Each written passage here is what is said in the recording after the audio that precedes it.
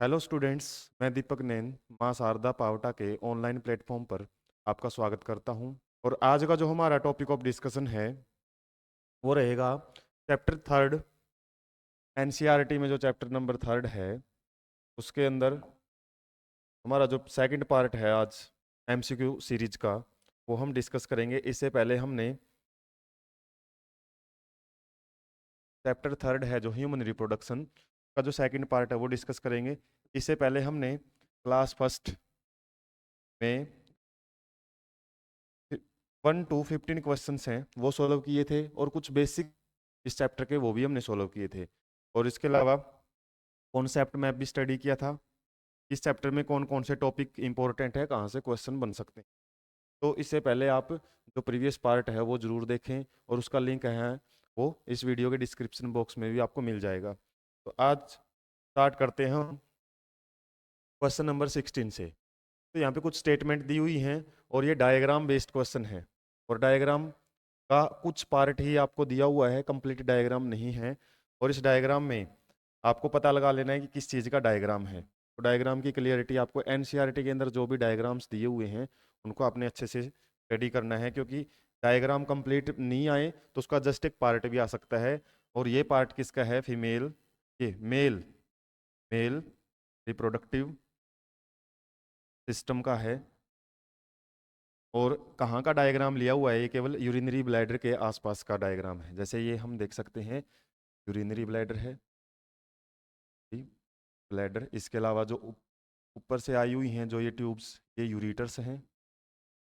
और इसके जो फ्रंट में जो पार्ट है, यदि हम ए की बात करें, ए क्या है इसके अंदर? Vas deferens. के अलावा जो बी नाम गया हुआ है वो इस पार्ट के लिए बोला हुआ है। और बी क्या है यहाँ पे? Seminal vesicle, seminal vesicle. इसके अलावा जो सी पार्ट है वो यहाँ पे एक ट्रायंगुलर स्ट्रक्चर या हार्ट शेप्ड स्ट्रक्चर होती है जिसको हम क्या बोलते हैं? Prostate gland, prostate gland. इसके अलावा जो डी है, डी कहाँ पे है? थोड़ा सा यदि हम बात करें प्रोस्टेट ग्लैंड के नीचे टी शेप्ड कुछ ग्लैंड्स होती हैं जिनको हम क्या बोलते हैं? Bulbourethral gland. तो यदि डायग्राम को आपने अच्छे से स्टडी किया है, उसके अंदर पार्ट्स का डिटेल में आपको पता है, तभी आप इस टाइप के क्वेश्चन है वो सोल्व कर पाते हो। और यहाँ पे यदि हम बात करें, ए वास्ट डिफरेंस के साथ हैं और हमारा जो ए और बी वास्ट डिफरेंस शो कर रहा है ए के अंदर। उसके बाद जो हमने बी की बात की है वो सेमिनल वेसिकल है, तो यहाँ पे भी सेमिनल वेसिकल दोनों में ही है। उसके बाद सी प्रोस्टेट ग्लैंड है, प्रोस्टेट ग्लैंड हमारा सी के साथ, और बर्बोइथ्रल ग्लैंड क्या था? डी है। तो हमारा जो आंसर ए है वो यहाँ पे ठीक हो जाता है। तो सिंपली डायग्राम बेस्ड क्वेश्चन है। कई बार हम डायग्राम्स को इग्नोर कर देते हैं एनसीईआरटी के, तो वहाँ से क्वेश्चन काफ़ी बन के आते हैं, आपके बोर्ड एग्जाम में भी आते हैं और नीट में तो इस चीज़ की तरफ काफ़ी अहम ध्यान दिया जाता है कि आप जिन भी क्वेश्चंस को छोड़ के चलो वो वहाँ पे वेरी इंपॉर्टेंट हो जाते हैं। Normal period of pregnancy in human, तो यहाँ पे हमको पता है लगभग 9 मंथ, ज़्यादातर हम मंथ्स के अंदर याद रखते हैं। इसके अलावा यहाँ पे आपसे वीक्स के अंदर पूछा हुआ है। और यदि हम डेज में निकालें तो मंथ 9 × 30 के आसपास जाएंगे तो 270 के आसपास जो हैं वो डेज आ जाते हैं। और कई बार हम स्टेटमेंट को ध्यान से नहीं पढ़ते हैं, लगभग 300 है ये डेज में कंसिडर किए जाते हैं, 9 to 10, या फिर लगभग 270 के आसपास क्या रहते हैं? डेज रहते हैं। लेकिन वीक्स की बात की गई है तो वीक्स यदि हम कैलकुलेट करें 9 में तो एक मंथ में लगभग 4 वीक्स रहते हैं, तो 36 वीक्स। और इसके अलावा कुछ डेज हैं वो बच भी जाते हैं, क्योंकि एक वीक में तो 7 डेज रहते हैं। इस हिसाब से तो 28 डेज का ही हमने 1 मंथ यहाँ पे कैलकुलेट किया है। लेकिन फिर भी हम देखें तो लगभग लगभग कुछ 1-2 वीक और एक्स्ट्रा है वो ऐड हो जाता है, तो लगभग 40 वीक्स यहाँ पे बन जाते हैं। तो यहाँ पे आंसर है जो 40 वीक्स हमारा सही रहेगा। 35 वीक्स तो बहुत कम टाइम हो जाता है, क्योंकि यहीं पे हमने यदि 28 डेज का एक मंथ मानना है, अभी हमारे जो डेज आए थे या फिर जब हमारे वीक्स आए थे वो 36 है, तो 35 से तो ज़्यादा 36 ही आया था, वो भी कब? जब हम 28 डेज का भी मंथ मान रहे थे। लेकिन हमारे लगभग 40 वीक्स का जो टाइम ड्यूरेशन है वो रहता है। वीक्स, डेज और मंथ, इनके अंदर आपको जो गेस्टेशन पीरियड है वो गेस्टेशन के नाम से भी पूछ लेते हैं, गेस्टेशन पीरियड, तो वो 40 वीक्स के अंदर ही कंसिडर किया जाता है। नेक्स्ट क्वेश्चन देख लेते हैं, choose the correct incorrect statement. यहाँ पे आपसे इनकरेक्ट पूछा हुआ है, तो क्वेश्चन में जब भी करेक्ट और इनकरेक्ट आपसे पूछा जाए तो ये जरूर हो जाता है कि आपसे रॉन्ग पूछी हुई स्टेटमेंट या फिर राइट पूछी हुई है। तो यहाँ पे रॉन्ग स्टेटमेंट आपसे पूछी है, देख लेते हैं। इन birds and mammals internal fertilization take place. Internal fertilization means जो गैमेट फ्यूजन है वो इनसाइड द बॉडी होता है, साइड द बॉडी, तो हम इंटरनल फर्टिलाइजेशन बोलते हैं। और ये एक एडवांस मोड होता है फर्टिलाइजेशन का, क्योंकि इसके अंदर जो यंग बेबी या फिर यंग बोर्न या फिर फीटस हम बोल सकते हैं, फीटस की जो डेवलपमेंट है वो कहाँ होती है, सेफ एनवायरनमेंट में होती है, सेफ एनवायरनमेंट। और सेफ एनवायरनमेंट क्या है, वो वोम होता है या फिर यूट्रस। तो प्रोटेक्शन प्रोवाइड रहती है इसके अंदर जो डेवलपिंग फीटस है उसकी। लेकिन एक्सटर्नल फर्टिलाइजेशन में जैसे फ्रॉक्स के अंदर होता है तो वहाँ पे कोई भी एक्स्ट्रा प्रोटेक्शन प्रोवाइड नहीं है। तो जैसे ही तो वो फ्रीली वाटर के अंदर घूमते रहते हैं, जो जाइगोट फॉर्मेशन है या फिर जो भी जाइगोट तो नहीं, वहाँ पे एक लार्वा बनता है, तो उस केस में वो किसी भी प्रीडेटर्स के द्वारा आसानी से वो ख़त्म किया जा सकता है। तो इंटरनल फर्टिलाइजेशन एडवांस मोड है जो कि हायर ऑर्गेनिज्म में मिलता है, ये बात यहाँ पे सही है। कोलोस्ट्रोम, कोलोस्ट्रोम क्या होता है, जो मिल्क प्रोडक्शन होती है कब, at the time of delivery, delivery के कुछ टाइम बाद जो मिल्क प्रोडक्शन होती है तो वो काफ़ी न्यूट्रिशियस मिल्क रहता है, उसको हम कोलोस्ट्रोम बोलते हैं। इसके अंदर एंटीबॉडीज होती है और न्यूट्रिएंट्स होती है जो कि यंग बोर्न के लिए काफ़ी बेनिफिशियल होती हैं। उसके बाद ये भी स्टेटमेंट यहाँ पे सही है। उसके बाद polyspermy in mammals is prevented by chemical changes, यहाँ पे केमिकल चेंज। और पॉलीस्पर्मी क्या होता है, एक ओवम का, एक फीमेल गैमेट का एक से ज़्यादा स्पर्म्स के द्वारा फर्टिलाइजेशन करना, उसको हम पॉलीस्पर्मी बोलते हैं। लेकिन ये मैमल्स के केस में से प्रिवेंट किया जाता है, रोका जाता है, क्योंकि इस केस में तो यहाँ पे बहुत ज़्यादा जो प्लॉइडी है वो बन सकती है। और हमको क्या चाहिए, डिप्लॉइड कंडीशन चाहिए जाइगोट के अंदर, एक से ज़्यादा स्पर्म एंटर कर जाएंगे तो ज़्यादा प्लॉइडी बन सकती हैं। उस केस में इस चीज़ को रोकने के लिए तो कौन सी मेथड यूज की जाती है, ओवम के द्वारा एक तो चार्ज है वो इंड्यूस किया जाता है। जैसे ही एक स्पर्म एंटर कर जाता है ओवम के अंदर, इस स्पर्म का न्यूक्लियस एंटर करेगा तो कुछ इलेक्ट्रिकल चेंजेज होते हैं, चार्जेज है वो रिवर्स हो जाते हैं, जिसकी वजह से फर्दर जो स्पर्म्स है वो एंटर नहीं कर पाते। इसके अलावा फिजिकल चेंज होते हैं, फिजिकल चेंज, जो लेयर है आउटर मेम्ब्रेन्स है वो हार्ड हो जाती है ओवम की, जिसकी वजह से फर्दर जो स्पर्म्स हैं वो एंटर नहीं कर पाएंगे।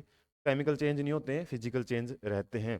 तो ये स्टेटमेंट हमारी यहाँ पे क्या हो जाती है, फॉल्स, और हमारा आंसर भी यहीं से निकल सकता है। बाकी और स्टेटमेंट पढ़ लेते हैं। In human female implantation occurs almost 7 days after fertilisation. तो फर्टिलाइजेशन के बाद क्या बनता है, जाइगोट, जाइगोट से क्या बनता है, एक स्टेज आती है ब्लास्टूला, ब्लास्टूला से के अंदर कुछ चेंजेज ब्लास्टूला से पहले बल्कि एक स्टेज और आती है मोरूला, मोरूला। तो पहले जाइगोट, फिर मोरूला स्टेज, फिर ब्लास्टूला, ब्लास्टूला के अंदर कुछ चेंजेज आते हैं जिसको हम ब्लास्टोसिस्ट बोलते हैं, और ब्लास्टोसिस्ट की ही इम्प्लांटेशन होती है। तो जाइगोट से ब्लास्टोसिस्ट तक पहुंचने में लगभग 7 days का टाइम तो लग ही जाता है। तो ये स्टेटमेंट भी हमारी सही है। तो हमारी जो फॉल्स स्टेटमेंट है वो पॉलीस्पर्मी वाली स्टेटमेंट रहेगी। यहाँ पे फिजिकल चेंज के द्वारा ब्लॉक किया जाता है, इसके अलावा इलेक्ट्रिकल चेंजेस भी होते हैं, केमिकल चेंज यहाँ पे नहीं होते। नेक्स्ट क्वेश्चन देख लेते हैं। आइडेंटिफाई द करेक्ट, इस क्वेश्चन में आपसे करेक्ट स्टेटमेंट पूछी हुई है तो हम देख लेते हैं। High level of oestrogen triggers the ovulatory surge. Ovulatory surge means एक तेज होती है ये मेंस्ट्रुअल साइकिल के अंदर, मेंस्ट्रुअल साइकिल जब होता है तो लगभग 14 डे जो होता है, उस केस में जब ओव्यूलेशन होता है के अंदर कुछ हार्मोन है, और खासकर एक हार्मोन है वो बिल्कुल पीक पे चला जाता है, पीक कंडीशन रहती है उसकी। और वो कौन सा हार्मोन रहता है, वो LH हार्मोन रहता है। इसका हम डायग्राम भी देख लेते हैं। जैसे यहाँ पे जो मेंस्ट्रुअल साइकिल की जो फेजेज है वो दी हुई है 1 2 29 डेज तक मेंस्ट्रुअल साइकिल चलता है। और यहाँ पे जो LH हार्मोन है वो बिल्कुल पीक पे चला जाता है, इसी को हम क्या बोलते हैं, ओव्यूलेटरी फेज या फिर सर्ज। और इसी की वजह से ओव्यूलेशन होता है। लेकिन स्टेटमेंट में क्या बोला हुआ है, एस्ट्रोजन, और एस्ट्रोजन का लेवल हम ओव्यूलेटरी फेज में कंडीशन में देख सकते हैं। एस्ट्रोजन का लेवल इतना पीक पे नहीं है, नॉर्मल लेवल ही है, लेकिन यहाँ पे देखेंगे तो सबसे ज़्यादा लेवल LH का ही ग्रो करता है। तो ये डायग्राम भी काफ़ी बेनिफिशियल हो जाता है, क्योंकि इसके अंदर ओवरियन हार्मोन्स के लेवल भी दिए हुए हैं, और पिट्यूटरी ग्लैंड से जो हार्मोन्स है वो सिक्रेट होते हैं उनका लेवल भी दिया हुआ है। सबसे ज़्यादा कौन सा हार्मोन्स है वो पीक पे चला जाता है, LH। और LH का पीक पे जाना ही ओव्यूलेटरी सर्ज कहलाता है। ये आपको इतना भी आइडिया है, उससे भी स्टेटमेंट तक आप पहुंच सकते हो कि हमारी होल स्टेटमेंट है। LH होता तो ट्रू हो जाती। Oogonial cells starts proliferate, proliferate means multiply, जब वो अपना नंबर इंक्रीज करती हैं। गिव राइज टू फंक्शनल ओवा, ये बोल रहा है कि फंक्शनल ओवा है वो डायरेक्टली बन जाता है ओगोनियल सेल से। ओगोनियल सेल से डायरेक्टली नहीं बनता है, क्या रहती है इनके अंदर, oogenesis जो प्रोसेस हम पढ़ते हैं के अंदर मियोसिस का बड़ा इंपॉर्टेंट रोल होता है। और मियोसिस भी कंप्लीट नहीं हो पाती है फंक्शनल ओवा प्रोड्यूस करने के लिए। मियोसिस 1 कंप्लीट होती है तो वहां पे क्या बन जाते हैं हमारे सेकेंडरी oocyte, सेकेंडरी oocyte। और यही रिलीज होता है जब ओवरी से ओव्यूलेशन होता है, तो सेकेंडरी oocyte ही, हमने प्रीवियस पार्ट में भी डिस्कस किया था इसके बारे में, कि जब ओव्यूलेशन होता है तो सेकेंडरी oocyte ही रिलीज होता है। फंक्शनल ओवा तो जब यहाँ पे स्पर्म की एंट्री हो जाती है, स्पर्म न्यूक्लियस जैसे ही एंटर करना शुरू करता है तभी बनता है ओवम का जो न्यूक्लियस है, उसी को हम ओवम बोलेंगे। इसके अलावा तो जो स्टेज है वो सेकेंडरी oocyte ही रहती है, क्योंकि इसके अंदर अभी तक मियोसिस 2 कंप्लीट नहीं हुई है। मियोसिस 2 है वो इनकम्प्लीट ही रहती है, और उसी स्टेज में ओव्यूलेशन हो जाता है। तो यहाँ पे फंक्शनल ओवा एज इट इज मल्टीप्लीकेशन से नहीं बनता, उसके लिए क्या रहेगा, के लिए मियोसिस की बड़ी जरूरत रहेगी। ये स्टेटमेंट भी फॉल्स है। Pumps released from the seminiferous tubules are highly motile। Highly motile का मतलब ये है कि वो बहुत ज़्यादा विग्रस मोटिलिटी होती है, ऐसी बात नहीं है। लगभग जितने भी स्पम्स रिलीज होते हैं उनमें से लगभग 60% ही हाईली मोटाइल रहते हैं, इसके अलावा 40% है उनकी मोटिलिटी लो रहती है। तो यहाँ पे सारे के सारे नहीं रहते, ही रहते हैं, वो स्टेटमेंट हमारी सही हो जाती। Progesterone level is high during the post ovulatory age. और यहाँ पे यदि हम बात करें, यहाँ पे ओव्यूलेशन होता है, इससे पहले की जो स्टेजेज हैं वो प्री ओव्यूलेटरी फेज बोल सकते हैं, क्योंकि इसमें ओव्यूलेशन नहीं हुआ है, ओव्यूलेशन के बाद होएगा। और ओव्यूलेशन के बाद जो भी स्टेजेस बचती हैं उनको हम पोस्ट ओव्यूलेटरी स्टेज भी बोल सकते हैं। इसमें क्या बोला है, प्रोजेस्टेरोन हार्मोन, ये देख सकते हैं हम, जो ब्लू लाइन है वो प्रोजेस्टेरोन हार्मोन की है, और उसका लेवल है वो पोस्ट ओव्यूलेटरी फेज में क्या है, इंक्रीज हो रहा है या हाई लेवल पे चला जा रहा है। इसमें क्या बोला है, हाई। तो पोस्ट ओव्यूलेटरी फेज में ही हम देख सकते हैं जो ब्लू है वो पोर्शन थोड़ा पीक पे गया हुआ, पीक नहीं बोले तो हम थोड़ा सा एक लेवल में फ्लक्चुएशंस हैं। यहाँ पे देखें तो यहाँ पे नॉर्मल लेवल था, लेकिन यहाँ पे इंक्रीमेंट है, हाई लेवल है, इसका हम बोल सकते हैं हमारी जो स्टेटमेंट है ये फोर्थ स्टेटमेंट ये ट्रू हो जाती है। उसके बाद नेक्स्ट क्वेश्चन देख लेते हैं। कोट द ओड वन, यहाँ पे आपसे पूछा हुआ है जो बाकियों के साथ मेल नहीं खाता है। और ये कुछ पार्ट्स हैं, जब आपको पता हो कि भाई कौन से 3 पार्ट्स एक जगह से हैं, ये डायग्राम बेस, या फिर आपका एक कोई बड़ा क्वेश्चन है, जैसे जो मैं जितने भी हम गैमेटोजेनेसिस प्रोसेस पढ़ते हैं, स्पर्मेटोजेनेसिस या oogenesis, वहाँ पे आपको टर्मिनोलॉजी समझ में रखनी पड़ेगी कि कौन सी टर्म्स कहाँ पे या किस टॉपिक के अंदर आती हैं। वहीं से आप इस क्वेश्चन को अप्रोच कर सकते हो। ये जो डिफरेंट निकालने वाले या फिर कुछ अलग निकालने वाली आपसे स्टेटमेंट पूछी जाती हैं या फिर वर्ड पूछे जाते हैं, जैसे इसमें रेटेटेस्टिस, एपिडाइडमिस और वास इफ्रेंसिया। एक यहाँ है कि मेल असेसरी डक्ट्स, मेल के अंदर जो असेसरी डक्ट मिलती हैं, इसके अलावा असेसरी ग्लैंड्स भी होती हैं। जब हम रिप्रोडक्टिव सिस्टम पढ़ते हैं मेल के अंदर असेसरी ग्लैंड्स भी होती हैं। 3 ग्लैंड्स हैं, वो जो हमने पढ़ा था अभी डायग्राम के अंदर, फर्स्ट क्वेश्चन ही था आज के लिए, 16 क्वेश्चन बात की थी, तो वो सारी असेसरी ग्लैंड्स थी, जो बल्बोयूरिथ्रल ग्लैंड है, सेमिनल वेसिकल है और प्रोस्टेट ग्लैंड है। असेसरी में जो सेमनीफेरस ट्यूब्यूल से शुरू हो जाती हैं, जैसे रेडिटेस्टिस वगैरह, एपिडाइडमिस, वास इफ्रेंसिया, वास डिफरेंसिया, ये असेसरी ग्लैंड्स में आ जाती हैं।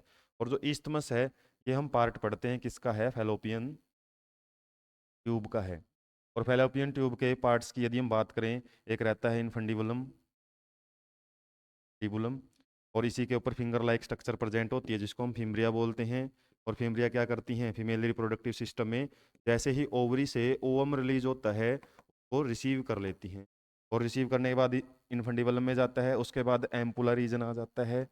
एम्पुला एक वाइडर रीजन होता है जो कि फर्टिलाइजेशन होती है जिस रीजन में। और एम्पुला के बाद आ जाता है इस्थमस, और इस्थमस वही पार्ट है जो कि ओविडक्ट को किसके साथ जोड़ता है, यूट्रस के साथ।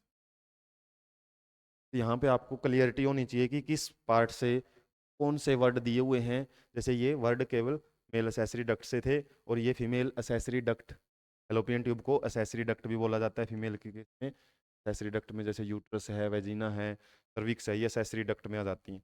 ये फीमेल असेसरी डक्ट है, बाकी ये सारी क्या थी, मेल असेसरी डक्ट्स थी। उसके बाद सेमिनल प्लाज्मा जो कि सेमिनल वेसिकल से भी सिक्रीट होती है। और इसके अलावा बाकी जो हमने अभी बात करी थी असेसरी ग्लैंड्स की, असेसरी ग्लैंड्स मेल के अंदर कौन कौन सी हैं, और वही असेसरी ग्लैंड्स सेमिनल प्लाज्मा बनाती हैं। और जब सेमिनल प्लाज्मा में के अंदर सेमिनल प्लाज्मा में पम्प्स मिल जाते हैं तो इसी को हम क्या बोलते हैं, सीमन बोलते हैं।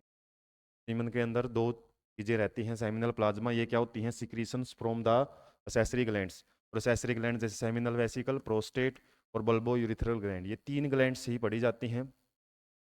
यूरिथ्रा है जो वो क्या रहता है, एक प्रकार की डक्ट होती है, हम इसको असेसरी डक्ट में कंसिडर करते हैं, ना कि ग्लैंड। तो ग्लैंड्स हमारे यहाँ पे तीन ही है, थर्ड नंबर का है जो यूरिथ्रा नहीं है, थर्ड देख सकते हैं कहाँ कहाँ पे है, वो हमारे हट जाएंगे। फर्स्ट सेकंड भी है, और फर्स्ट सेकंड और फोर्थ, ये हमारा आंसर सही रहेगा क्योंकि तीनों इसी के अंदर कवर की गई। हमारा आंसर असेसरी ग्लैंड से रहे हैं। स्पर्मेटोजेनेसिस से ही ये क्वेश्चन बना हुआ है, स्पर्मेटोजेनेसिस जो फॉर्मेशन ऑफ स्पर्म्स होती है प्रोसेस, तब स्पर्मेटोसाइट से क्या बनता है, स्पर्म बनता है। प्रोसेस को हम क्या बोलते हैं, स्पर्मेटोजेनेसिस। स्पर्मेटोजेनेसिस का एक टाइप होता है, और स्पर्मेटोजेनेसिस में क्या होगा, स्पर्मेटोसाइट्स बनती हैं। पहले प्राइमरी स्पर्मेटोसाइट बनती है, फिर सेकेंडरी स्पर्मेटोसाइट बनती है, उसके बाद स्पर्मेटिड्स नाम की स्ट्रक्चर बनती है, स्पर्मेटिड्स। और स्पर्मेटिड्स से स्पर्म्स बनते हैं। और स्पर्म बनने की प्रोसेस क्या होती है, स्पर्मियोजेनेसिस, जेनेसिस। और स्पर्मेटोजेनेसिस क्या है, कंप्लीट प्रोसेस को स्पर्मेटोजेनेसिस बोलते हैं। स्पर्मियोजेनेसिस स्पर्म बनने की प्रोसेस को बोला जाता है। और जब स्पर्म मैच्योर होके बाहर निकल जाते हैं, इनकी रिलीज हो जाती है, मैच्योर होके बाहर निकलते हैं कहाँ से, सेमनीफेरस ट्यूब्यूल से, उस प्रोसेस को बोला जाता है स्पर्मिएशन। तो सेमनीफेरस ट्यूब्यूल ही वो जगह होती है जहाँ पे क्या होता है, स्पर्म्स का मैच्योरेशन होता है, और मैच्योरेशन होने के बाद ये रिलीज हो जाते हैं। तो वास्ट डिफरेंस है एपिडाइडमिस और प्रोस्टेट। प्रोस्टेट ग्लैंड अभी हमने पढ़ा था, ये क्या करता है, कुछ स्क्रीशन करता है जो कि स्पम्स को मूव करने में मदद करता है। जितनी भी हमने स्क्रीशन पढ़ी थी असेसरी ग्लैंड्स की, वो मूवमेंट में मदद करते हैं स्पम को, इसके अलावा न्यूट्रिशन भी प्रोवाइड करते हैं। ये दोनों क्या हैं, असेसरी डक्ट हैं, असेसरी डक्ट जो कि स्पम को क्या करती हैं, स्टोर करती हैं। तो फॉर्मेशन का काम सेमनीफेरस ट्यूब्यूल के अंदर ये होता है जो कि टेस्टिस में प्रेजेंट होती हैं। Next question, mature Graafian follicles ये किसके अंदर आती हैं।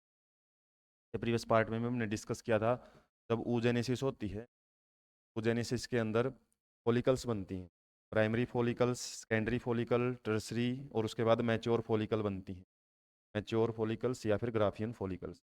और यही वो फॉलिकल्स हैं जिससे कि ओवम रिलीज होता है या फिर ओव्यूलेशन होता है।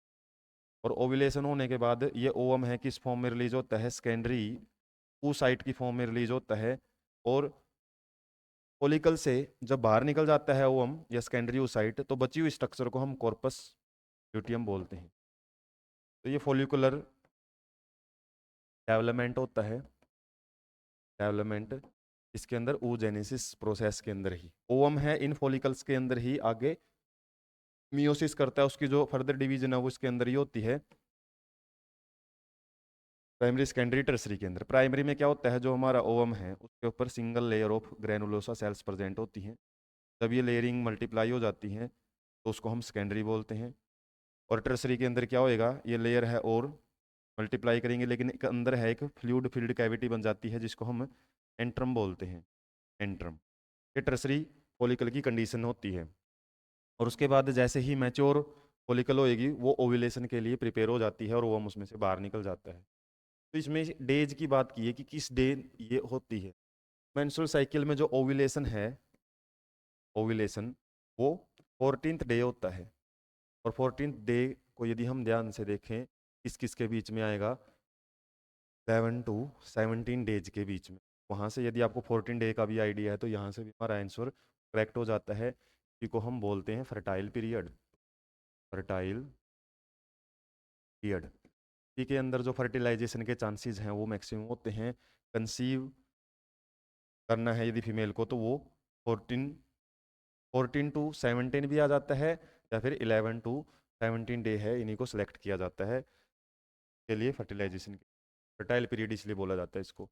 विच one of the following is not male accessory gland. हालांकि असेसरी ग्लैंड से रिलेटेड हमने काफ़ी क्वेश्चन कर लिए हैं और यहाँ से आपको आंसर है, आप अपने आप भी कर सकते हो इसका।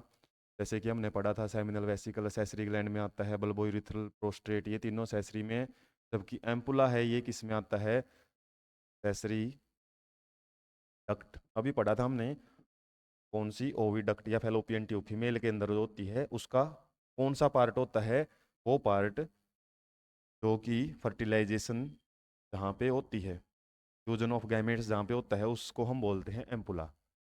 Next question, the spermatogonia undergo divisions to produce sperm. इसको क्या बोलते हैं, स्पर्मेटोजेनेसिस। और स्पर्मेटोजेनेसिस से रिलेटेड आपसे कुछ स्टेटमेंट यहाँ पे दी हुई हैं, 4 स्टेटमेंट, और आपसे करेक्ट पूछा हुआ है कि कौन सी स्टेटमेंट करेक्ट है। हम पढ़ लेते हैं। स्पर्मेटोगोनिया हैव 46 क्रोमोसोम, ये बात ठीक है। And always undergo meiotic cell division, always undergo meiotic. जरूरी नहीं कि हर एक स्पर्मेटोगोनिया सीधी क्या करे, डायरेक्टली मियोटिक के अंदर जाए। डिवीजन तो मियोसिस ही होता है, बात ठीक है, लेकिन कुछ स्पर्मेटोगोनिया क्या करती हैं, वो प्रोलिफरेट भी करती रहती हैं, प्रोलिफरेट, ताकि वो और स्पर्मेटोगोनिया बनाए। कहने का मतलब ये मल्टीप्लिकेटरी फेज में भी रह सकती हैं, माइटोसिस भी कर सकती हैं ये। जरूरी नहीं कि मियोसिस ही करेंगी, हमेशा मियोसिस नहीं करती है, माइटोसिस करके नंबर भी इंक्रीज करती जा सकती हैं। तो यहाँ पे हम देख सकते हैं कि ये स्टेटमेंट यहाँ पे फॉल्स है, कंप्लीटली सही नहीं है। ऑलवेज, ओनली, कुछ ऐसे स्टेटमेंट, कुछ ऐसे वर्ड आ जाते हैं ना, वो स्टेटमेंट आपको ये समझो कि वो फिक्स कंडीशन की बात की गई है। और साइंस के अंदर मैक्सिमम जगह पे आपको ये वर्ड नहीं मिलते हैं। क्यों? क्योंकि साइंस में असेप्शंस बहुत ज़्यादा हैं, असेप्शंस हर जगह एग्जिस्ट करते हैं। और असेप्शन क्या, कुछ जगह पे जेन्युइन प्रोसेस भी होती हैं, जैसे इसके अंदर यदि थोड़ा सा भी आपको आइडिया है कि स्पर्मेटोगोनिया प्रोलिफरेट करती है तो माइटोसिस भी कर सकती है। तो कुछ आपको ट्रिक्स हैं वो भी याद रखनी पड़ती हैं फॉलो करते time. Primary spermatocyte divide mitotic cell division. Primary spermatocyte किसको बोलते हैं, इस स्पर्मेटोगोनिया के अंदर मियोसिस शुरू हो जाती है, मियोसिस के लिए वो प्रिपेयर हो जाती है, बोल सकते हैं शुरू नहीं हुई है, प्रिपेयर हो जाती है, उसको हम बोलते हैं प्राइमरी स्पर्मेटोसाइट। और प्राइमरी स्पर्मेटोसाइट में तो मियोसिस ही होती हैं, फिर उसमें माइटोसिस का कोई सवाल नहीं है। तो माइटोटिक जो डिवीजन आया है ये माइटोसिस के लिए आया है, और माइटोसिस कहाँ होती है, प्रोलिफरेट के अंदर, या फिर जो मल्टीप्लिकेटरी फेज है उसके अंदर। सेकेंडरी स्पर्मेटोसाइट हैव 23 क्रोमोसोम, ये बात ठीक है, क्योंकि प्राइमरी स्पर्मेटोसाइट हमने जब भी पढ़ा था, प्राइमरी स्पर्मेटोसाइट में मियोसिस होता है तो 23 क्रोमोसोम रह जाते हैं और वो सेकेंडरी स्पर्मेटोसाइट बन जाती है। और उसके बाद इसके अंदर फिर मियोसिस 2 कंप्लीट होता है तो कैसी स्ट्रक्चर बनती है, स्पर्मेटिड्स बनती है। स्पर्मेटिड्स ही आगे जाके मैच्योर होती हैं स्पर्म्स के अंदर। तो 23 क्रोमोसोम होते हैं, ये बात इसकी सही है। और सेकंड मियोटिक डिवीजन है वो होता है, ये हमने अभी देखा है, हमारी करेक्ट स्टेटमेंट रहेगी। Spermatozoa are transferred into spermatids. Spermatids spermatozoa के अंदर ट्रांसफॉर्म होते हैं, और जब ये ट्रांसफॉर्म होते हैं तो उस प्रोसेस को क्या बोलते हैं, स्पर्मियोजेनेसिस। अभी वर्ड हमने यूज किया था थोड़ी देर पहले ही, क्या बोलेंगे इसको, स्पर्मियोजेनेसिस। और स्पर्मेटोजोआ ही स्पम्स होते हैं और मैचुरेशन उनके अंदर होती रहती है। उसके बाद मैच द कॉलम, ये मार्क्स स्कोरिंग क्वेश्चंस होते हैं आपके, से पीछे नहीं हटना होता है। एक यदि आपको पता लग जाता है, जैसे इसमें हम यदि बात करें किससे रिलेटेड है, स्पम्स के पार्ट से रिलेटेड है और बिल्कुल ईजी सा क्वेश्चन है, तो 8th क्लास से ही आना शुरू हो जाता है या फिर 10th में तो स्पम की स्ट्रक्चर आ ही जाती है, तो वहाँ से भी हम इजली, और 12th में तो डिटेल में दी हुई है। तो जस्ट यहाँ पे नाम दिए हुए हैं, जैसे हेड रीजन है, मिडल पीस है, एक्रोसोम है, टेल है। एक्रोसोम कहाँ प्रेजेंट होता है, यदि हम स्पम का डायग्राम देखें तो एक ट्रायंगुलर स्ट्रक्चर होती है जिसके अंदर एक क्या रहता है, हैप्लॉइड न्यूक्लियस, और इसकी टिप के ऊपर क्या प्रेजेंट होता है, एक्रोसोम रीजन, और इस भाग को हम क्या बोलते हैं, हेड। इसके अलावा फिर शुरू हो जाता है कौन सा पार्ट, मिडल पीस पार्ट, और मिडल पीस पार्ट में क्या प्रेजेंट होती हैं, स्पाइरली अरेंज्ड माइटोकॉन्ड्रिया, जिनको क्या बोलते हैं, माइटोकॉन्ड्रियोन। और उसके बाद मिडल पीस से शुरू हो जाती है फिर टेल, और टेल का काम क्या रहता है, मूवमेंट करवाने का।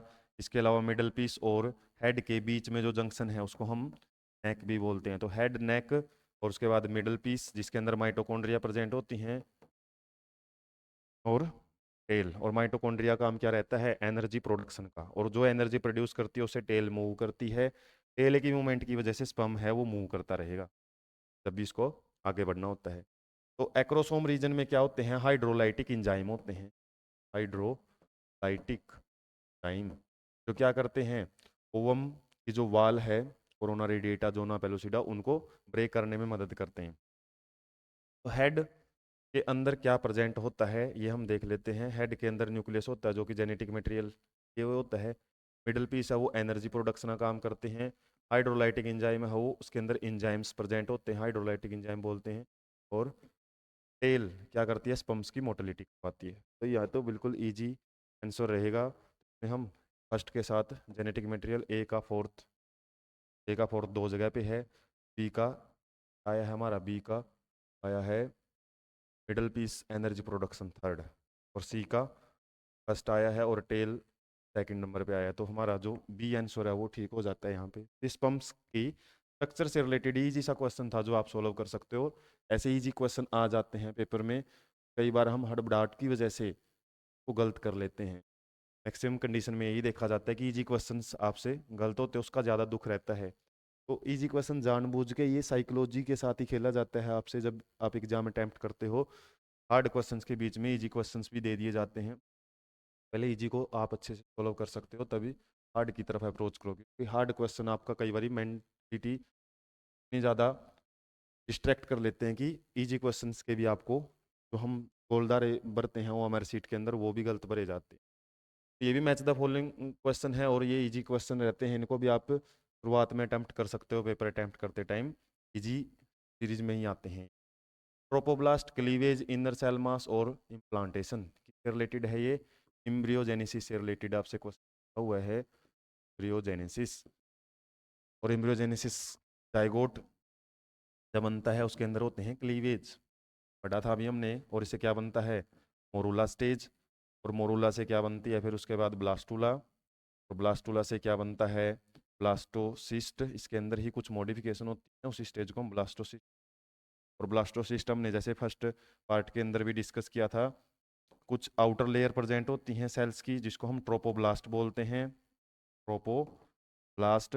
और अंदर कुछ जगह पे ऐसे ग्रुप ऑफ सेल्स पड़े हुए होते हैं जिनको हम क्या बोलते हैं, inner cell mass, inner cell mass. और यही वो जगह है जहाँ पे गैस्ट्रुलेशन प्रोसेस शुरू होती है। Gastrulation, gastrulation means movement of cells, और मूवमेंट ऑफ सेल्स जब होती है तो यहीं से हमारी जर्म लेयर्स बनती हैं, germ layers, ectoderm, endoderm, mesoderm, और इन्हीं से सारे जो टिश्यू हैं वो बनते हैं आगे, या फिर ऑर्गन्स बनते हैं। तो इनर सेल मास वही रीजन है जहाँ से जर्म लेयर्स वो बननी शुरू होंगी, और वहाँ से पूरी डेवलपमेंट है, एम्ब्रियो की डेवलपमेंट स्टार्ट होती है। ट्रोपोब्लास्ट एक प्रोटेक्शन का काम है वो कर सकती है। यहाँ पे देख सकते हैं ट्रोपोब्लास्ट क्या होती है, outer layer of blastocyst attach to the endometrium. ये आउटर लेयर होती है, अभी हमने डिस्कस किया, बाहर की तरफ की लेयर को ट्रोपोब्लास्ट बोलते हैं। फर्स्ट का हमारा थर्ड है जो वो आंसर रहेगा, फर्स्ट का थर्ड दो जगह पे है, बी का देख लेते हैं। क्लीवेज क्या होते हैं अभी बताइए हमने, क्लीवेज डिविजन्स को बोला जाता है। सेल डिविजन्स होते हैं एक प्रकार के माइटोटिक सेल डिवीजन। इसकी बात खास बात क्या है, जो जाइगोट है उसके अंदर ही डिवीजन होते रहते हैं। क्लीवेज में और डिवीजन में फ़र्क इतना है कि क्लीवेज में जो शेप है वो चेंज नहीं होती है। ये नहीं है कि जैसे या हमारा जाइगोट इतना बड़ा है तो 2 सेल बनी तो इतना बड़ा हो गया, तो जो रियल शेप है वो सेम रहती है, इसके अंदर ही डिवीजन होते रहते हैं, तो क्लीवेज बोलते हैं। क्लीवेज क्या रहेगा, माइटोटिक डिविजन्स ऑफ जाइगोट, उनको क्लीवेज बोला जाता है। बी का रहेगा फोर्थ, बी का फोर्थ, और सी का second. Inter cell mass group of cell that would differentiate as embryo. Implantation कौन सी प्रोसेस होती है, जब ब्लास्टोसिस्ट यूट्रिन या फिर यूट्रस की वाल के साथ आकर अटैच होती है, उसको हम इम्प्लांटेशन। यहाँ पे भी हम देख सकते हैं जो हमारा आंसर है वो बी करेक्ट हो जाता है। नेक्स्ट क्वेश्चन देख लेते हैं। Morula is a development stage. अभी हमने 2 बार डिस्कस कर लिया स्टेज के बारे में। कब आती है ये, जब जाइगोट से क्लीवेज होते हैं तो मोरूला स्टेज आती है, और मोरूला के बाद कौन सी आती है, ब्लास्टूला। और ब्लास्टूला के अंदर ही जब चेंजेज आते हैं जिसको हम ब्लास्टोसिस्ट बोलते हैं। तो जब आपको सीरीज याद है तभी आप इस टाइप का जो क्वेश्चन है अटेम्प्ट कर सकते हैं कि किस किस के बीच में होती है जाइगोट एंड ब्लास्टोसिस्ट। ये हमारा आंसर था। ब्लास्टोसिस्ट और गैस्ट्रुला के बीच में कोई स्टेज नहीं होती। ब्लास्टोसिस्ट के अंदर ही जो इनर सेल मास है उसके अंदर ही जब मूवमेंट हो जाती है तो उस प्रोसेस को हम गैस्ट्रुलेशन बोलते हैं। गैस्ट्रुलेशन, गैस्ट्रुलेशन तो गैस्ट्रुला स्टेज में ही शुरू हो जाती है बोल सकते हैं। आफ्टर इम्प्लांटेशन तो फीटस ही बनना शुरू हो जाता है, और इम्प्लांटेशन और पार्ट्यूरेशन फीटस की ग्रोथ होती है। हमारा फर्स्ट आंसर है वो यहाँ पे ठीक रहेगा। यूरिथ्रल मीटस, डायरेक्ट क्वेश्चन है, कुछ डायग्राम बेस्ड क्वेश्चन है। और यूरिथ्रल मीटस को तो आप द मेल रिप्रोडक्टिव